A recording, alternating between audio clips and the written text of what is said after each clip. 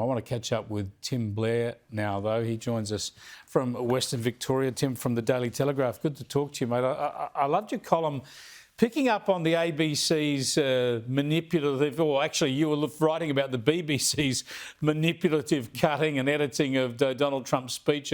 As I've shown, the ABC's done the same thing. But rather brilliantly, this triggered a memory with you of a Simpsons episode where Homer had been fitted up for a crime because of the way they cut his interview together. Have a look at this snippet and keep an eye on the clock in the top left-hand corner. It gives the game away.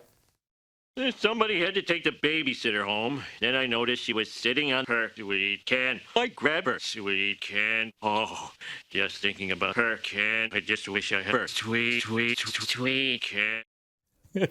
Tim, we need to put a clock in the corner of every ABC and BBC interview now. Absolutely. That was a joke about a program, a satirical program on The Simpsons called Rock Bottom. And that's 31 years ago that style of editing was presented as a terrible, awful, unimaginably evil and manipulative joke. And now the BBC and the ABC, they've literally hit rock bottom, Chris. They're actually imitating a cartoonish version of evil. They've become a joke. And if you want to really know the full extent of the joke, you mentioned the clock in the background of the Simpsons clip. Well, the editing there is occurring over what looks like 45 minutes. With the BBC, it's more like an hour. They were actually worse on the BBC than they were on a cartoon show called Rock Bottom. Well, and the ABC called their program Downfall. The title of Hitler's the Downfall. That's how they kind of pigeonhole Donald Trump. I want to take all of us, our minds, yours, mine, and the viewers' minds across to Brazil. And COP30 is underway. And if you're relaxed and comfortable about your existence on this planet, the alarmists over there will shake you out of it. Have a look at this. Not one single nation among you can afford this, as climate disasters rip double digits off GDP. To falter whilst mega droughts wreck national harvests, sending food prices soaring, makes zero sense economically or politically. To squabble while famines take hold, forcing millions to flee their homelands. This will never be forgotten as conflicts spread. While climate disasters decimate the lives of millions, when we already have the solutions, this will never, ever be forgiven.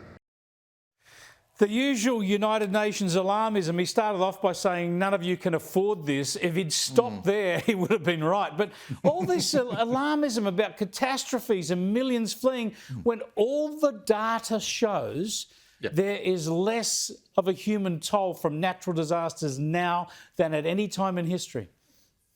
CO2 is plant food. Harvests are huge. We've had record bounties in grain crops for many years now.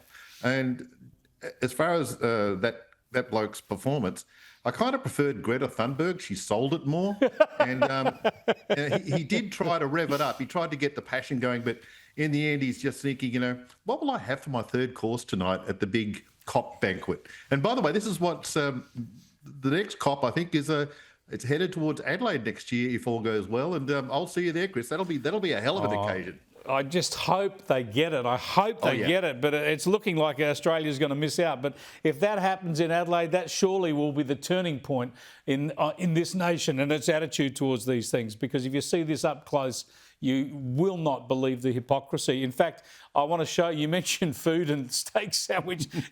These are the people who are trying to tell us that in order to save the planet, we should eat lettuce and insects. Look what they're lining up for in the cafeterias at the COP meeting in Brazil. We're here at the COP conference in Belém, and we're with a lot of people that are lunchtime, going to get some lunch, and looking for food. And what is the favorite in this particular area?